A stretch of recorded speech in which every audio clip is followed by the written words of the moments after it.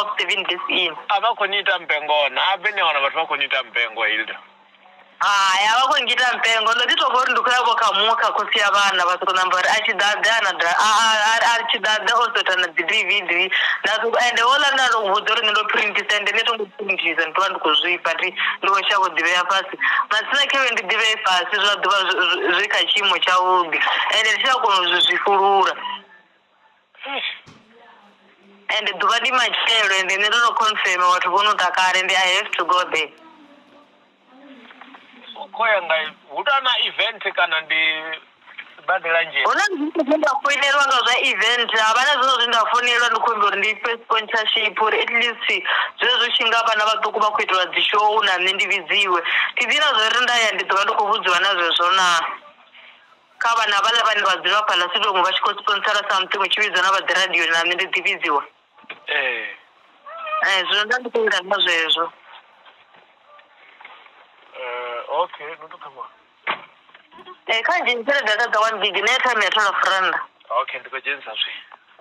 Sharp.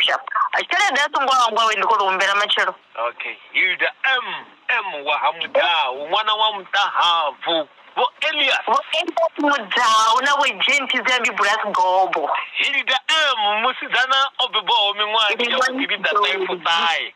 1983 ngazi 1 zamwezi woto wa 9.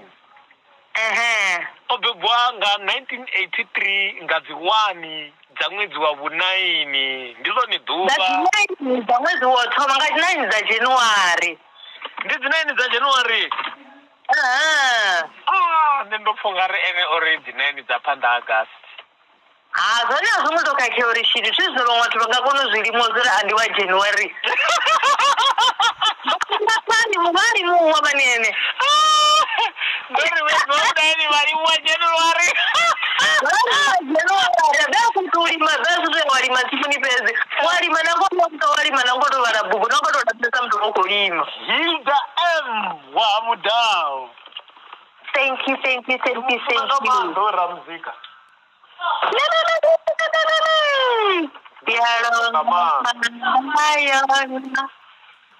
Yaronga kwandayona sharp ne. All right. Hilda M